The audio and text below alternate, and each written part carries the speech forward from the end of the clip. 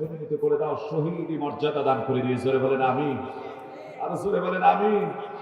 দেখেন, লক্ষ্য করে দেখেন কি পরিমাণ গুলি লেগেছে। আল্লাহ, এই 5 আগস্টে তারা শহীদ হয়ে গেছে, সমস্ত শহীদদেরকে আল্লাহ তুমি জান্নাতুল ফেরদাউস নসিব করে দাও। তাদের পরিবারগুলিকে ধৈর্য ধারণ করার তৌফিক দান করে দাও।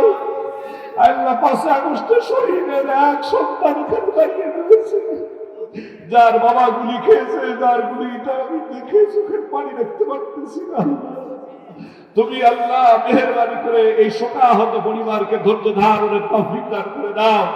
সেই শহীদের সন্তান রুবেল ছাত্র মানুষ আজকে আমার ভাইরা বাবা নাই, তারপর বাবা রুহের মাগফিরাতের জন্য অত্র মাদ্রাসায় 6000 টাকা দান করেছে। আল্লাহ, তুমি এই সন্তানের দানকে কবুল করে নিয়ে তার বাবার কবরকে জান্নাতুল ফিরদাউস নসিব করে দাও। জোরে বলেন আমিন।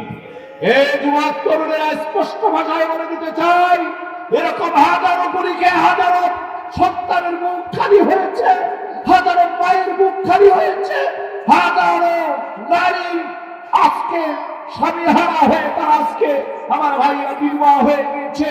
সুতরাং যে বাংলার জমিনে অসংখ্য রক্ত আর শহীদের বিনিময়ে আমরা আজকে সর্বচার মুক্ত করেছি, এই বাংলার জমিনে ইসলাম মাইনাস করে কে দেশ চালাবে আমরা তা হতে দেব না, দেব না, দেব না।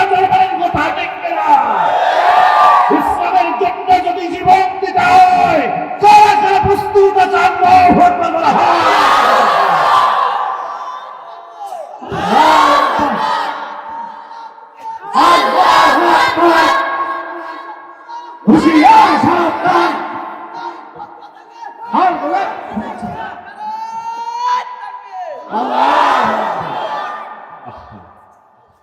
ছোট ভাই, তুমি দুঃখ পেও না।